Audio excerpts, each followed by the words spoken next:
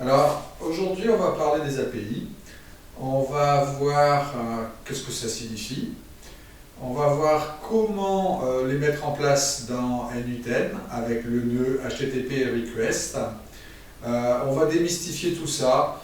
On va vraiment aller sur une première vidéo qui sera vraiment pour les débutants, découvrir comment se connecter à un endpoint d'API, comment gérer l'URL du point de terminaison.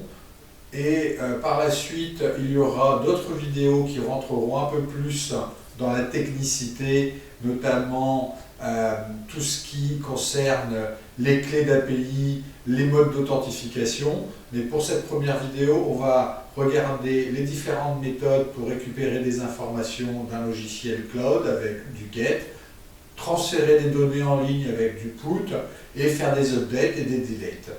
Voilà, allez, on y va tout de suite. Avant de commencer l'étude technique des API call dans n8n, on va prendre un peu de recul et on va comprendre ensemble qu'est-ce que c'est qu'une API, à quoi ça sert et pourquoi vous devez absolument comprendre comment les utiliser.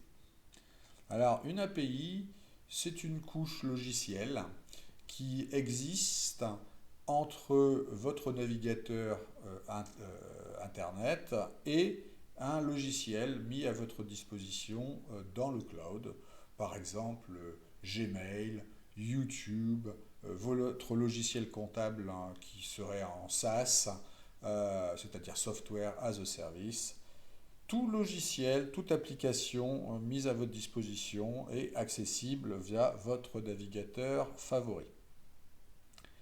Donc, pour pouvoir communiquer entre logiciels cloud, il faut une interface. Et cette interface, ça s'appelle une API. Donc, une API, on va en regarder une là, par exemple, c'est très simple, c'est JSON Placeholder. Je vous laisserai le lien dans la description. C'est une fake API, c'est une fausse API qui sert simplement à faire des tests.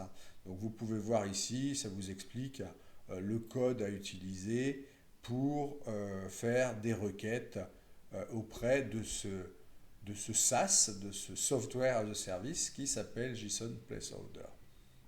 Donc nous, on va l'utiliser ici. On va d'abord comprendre la notion de endpoint. Qu'est-ce que c'est qu'un endpoint? Eh bien, c'est simplement une URL. Voilà, ça, c'est un endpoint. Et tous les API call que vous allez faire, tous les appels d'API vont utiliser une URL qui va être plus ou moins longue. Et c'est à l'intérieur de cette URL que vous avez votre requête en fait compte. Donc nous, on verra la notion de endpoint. On verra les différentes méthodes qui existent pour interroger ces logiciels dans le cloud, des requêtes en post pour envoyer des données, des requêtes en get. On verra les notions de chaînage, c'est-à-dire que souvent vous devrez envoyer plusieurs types de requêtes pour obtenir ce que vous souhaitez. On va voir pourquoi utiliser un node HTTP request dans n8n. On va voir qu'il y a des nodes communautaires, que quelquefois ces nodes communautaires ne sont pas suffisants, ils sont trop limités, ou alors tout simplement ils n'existent pas. Et on verra comment utiliser la documentation des API pour pouvoir correctement interroger vos logiciels. En effet, les API ne sont pas normalisées. Ça veut dire que c'est bien le problème qui va être résolu normalement par de récentes technologies qui ont été développées comme les MCP serveurs.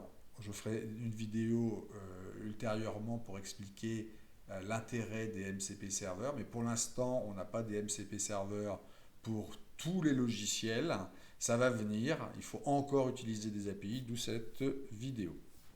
Donc on verra comment aller regarder les différentes documentations. À chaque fois, il faudra aller voir la doc de l'outil particulier pour voir comment on fait les appels API. Ici, on verra la méthode GET pour récupérer des données depuis le cloud. On verra aussi les filtres d'URL que l'on peut utiliser dans N8N pour récupérer ces datas. La méthode POST pour envoyer des datas dans le cloud. La méthode PUT pour remplacer totalement les informations qui existeraient via un API call. Et ensuite, on a le patch qui remplace partiellement les informations dans le cloud. Et enfin, comment faire des suppressions d'enregistrement. Voilà pour le programme. Donc on y va direct. Donc ici, vous voyez, il y a plusieurs nodes HTTP. Donc vous verrez ici comment ça se passe. Donc c'est ce HTTP request que vous allez utiliser systématiquement. Donc, tout à l'heure, je vous ai parlé des nodes communautaires. Si je cherche ici YouTube, je vais avoir ici des nodes communautaires. Tout ça, il faut que vous compreniez qu'en fait, compte, ce sont des HTTP requests qui sont préparamétrés avec notamment les URL endpoints qui sont renseignés. Tout est préparé en fonction de la documentation de YouTube. Donc, dès que le node existe et qu'il est suffisant par rapport à vos besoins, utilisez les nodes communautaires. Par contre, vous verrez, souvent, vous aurez besoin d'aller un peu plus loin que ce qui est prévu avec le node communautaire. Et à ce moment-là, il faudra bien utiliser le HTTP request. Donc je vais exécuter le workflow complet et on va commencer avec le premier node. Donc c'est une requête en GET qui va être faite sur cette API. Donc vous voyez, comment ça marche? Laissez-moi juste aller faire un petit peu de zoom. Donc on a le endpoint qui est ici. Donc vous avez ici l'API, tout simplement. Ça c'est l'URL de l'API.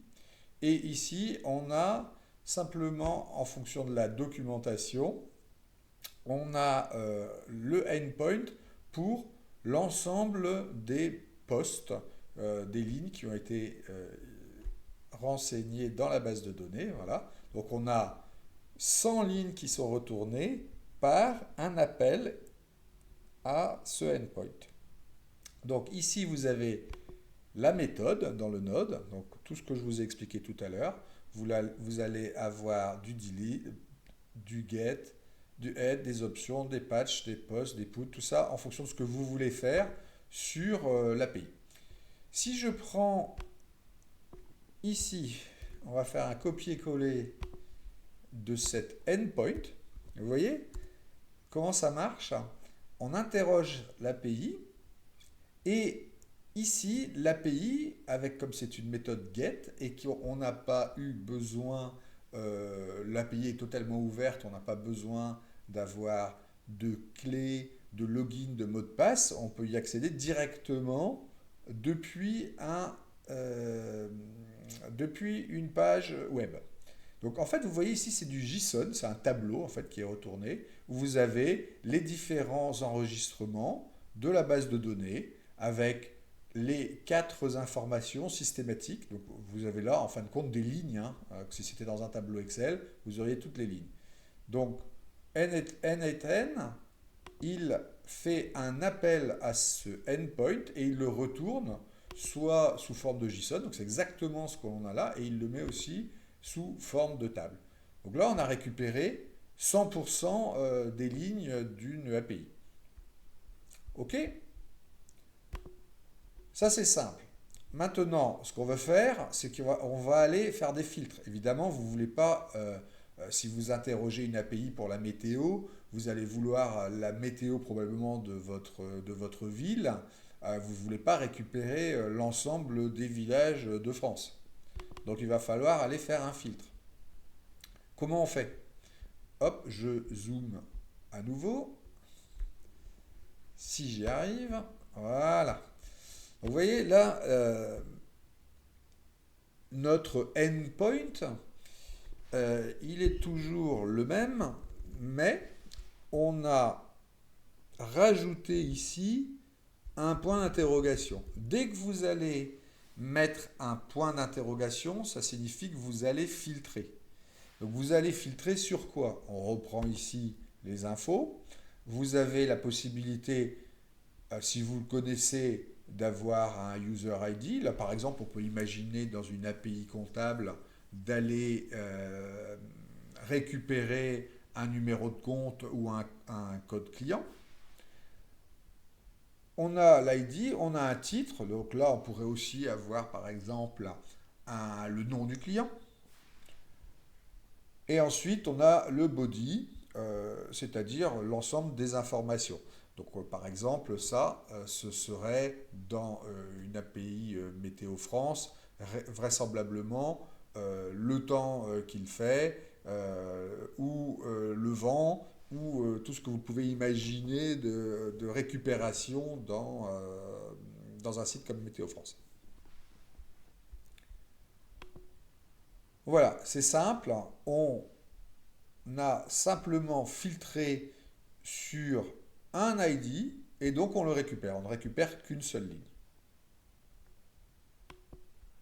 Maintenant, on va voir comment filtrer avec les paramètres.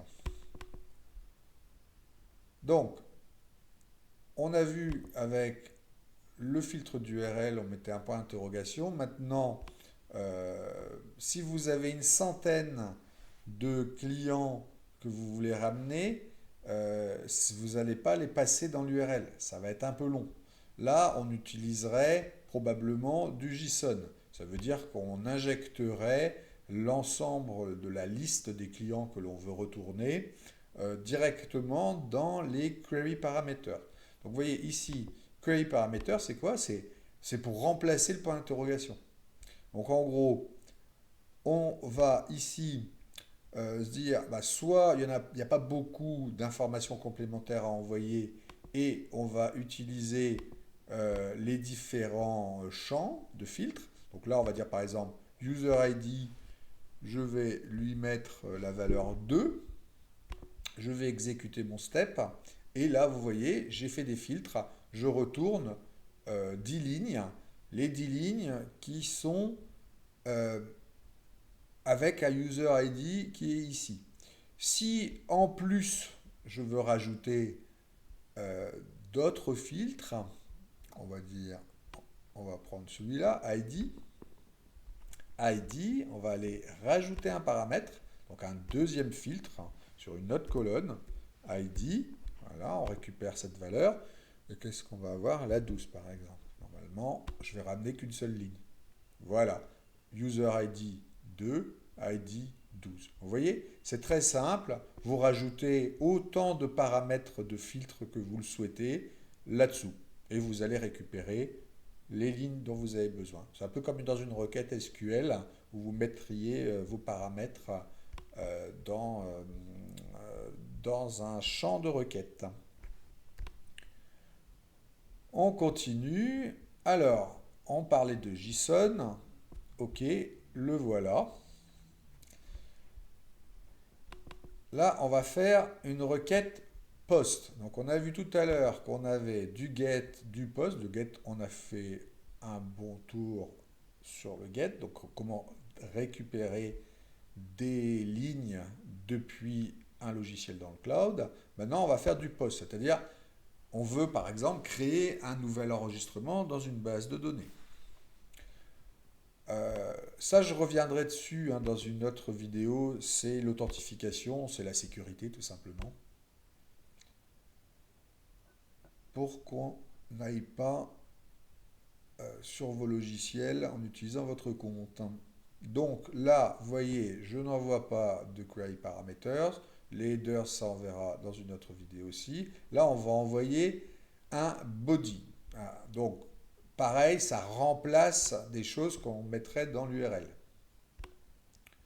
En fait, c'est un package. Vous devez imaginer que ce qui est envoyé à l'API, c'est le endpoint euh, plus tout un ensemble de metadata qui viennent soit des paramètres de requête, soit de ce qu'on appelle le headers, donc l'entête, ou alors carrément d'un corps d'un corps de requête. Et l'ensemble du paquet est envoyé à l'API. Donc ici, vous voyez, c'est du JSON. Donc là, on va envoyer un certain nombre d'informations que l'on veut aller injecter dans... Là on part de notre PC et on va aller enregistrer de nouvelles informations directement dans le cloud. Donc là, j'exécute ce step et voilà, donc j'ai un retour et ça me dit que tout ça, ça a été c'est success euh, et vous avez envoyé tout ça dans le cloud. Évidemment, comme c'est une fake API, je ne pourrais pas vous faire la démonstration ici que ça n'a pas vraiment enregistré. Ça a simplement retourné à N8N l'information comme quoi ça s'est bien déroulé. Dans la vraie vie, vous auriez vos enregistrements qui seraient réellement dans votre base de données ici. Je ferai une démonstration lorsqu'on verra toute la partie authentification dans une prochaine vidéo et vous verrez comment on le fait avec une feuille Google Sheet toute simple. Comment, comment on envoie des enregistrements nouveaux dans Google Sheet. Ok, donc ça c'est du post. Donc c'est la même façon de faire euh, que du get. C'est toujours un endpoint auquel on va envoyer des informations. Maintenant qu'on a vu post, on va voir put. Put, qu'est-ce que c'est? Put, ça écrase l'ensemble des informations. Ça veut dire par exemple ici, si jamais j'envoie un put, vous voyez c'est très simple, hein, on a toujours notre endpoint, ici on a notre filtre, donc là on n'a pas de point d'interrogation, euh, et on va envoyer un corps de requête sous format JSON. Et ici, vous voyez, vous pouvez soit envoyer le JSON ou alors envoyer en utilisant des query parameters comme tout à l'heure. Donc des body parameters pour être plus précis. Ici, on dit voilà, moi, ce que je veux c'est changer le titre et l'envoyer avec une valeur test. Mais vous voyez, j'ai envoyé que cette information. Qu'est-ce qui va se passer quand on exécutera cette étape? Eh bien, dans la base de données, sur cette ligne d'ID 1, vous n'avez plus que cette information. Tous les autres champs ont été écrasés, ils sont vides. Donc, ce n'est pas forcément ce que vous voulez faire. Il faut faire attention, lorsque l'on utilise la méthode put, il faut que vous renvoyiez toutes les informations de tous les champs. Donc là, par exemple, si c'était un client, que j'ai changé, par exemple, son numéro d'IBAN, et que j'envoie simplement son nouvel IBAN dans l'API avec une méthode put, attention, toutes les autres informations du client vont disparaître. Attention, on va utiliser patch pour aller faire des modifications partielles. Donc là, je reprends la même chose, je fais un patch, et ce patch-là, c'est la même chose, j'ai mon filtre sur le numéro de client, disons par exemple. Ici, j'envoie mon JSON, là, j'envoie mon titre, et là, pour le coup, lorsque je ferai ça, je vais récupérer, vous voyez, euh, les autres informations du client qui, elles, n'auront pas été écrasées cette fois-ci. On aura simplement fait une mise à jour du titre ou de l'IBAN du client. J'espère que c'est clair. Ça, c'est important, hein. Faites gaffe avec entre put et patch, hein. Moi, j'utilise systématiquement patch pour des mises à jour dans les bases de données. C'est trop dangereux, en fait. Et enfin, si vous voulez supprimer un enregistrement, vous voulez supprimer un client par exemple, vous utilisez la méthode delete. Toujours pareil, même filtre, hein, et là, vous allez supprimer votre ligne. Eh bien, on arrive au bout de cette première vidéo. J'espère que c'est plus clair pour vous les API.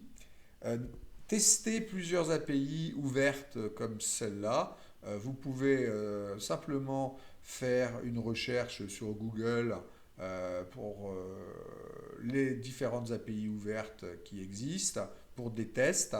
Commencez avec ça. Dans une prochaine vidéo, on verra les parties authentification. On fera des requêtes plus complexes. Mais déjà, entraînez-vous avec des API simples pour faire des get et des put et quelques patchs si vous le souhaitez pour vous familiariser.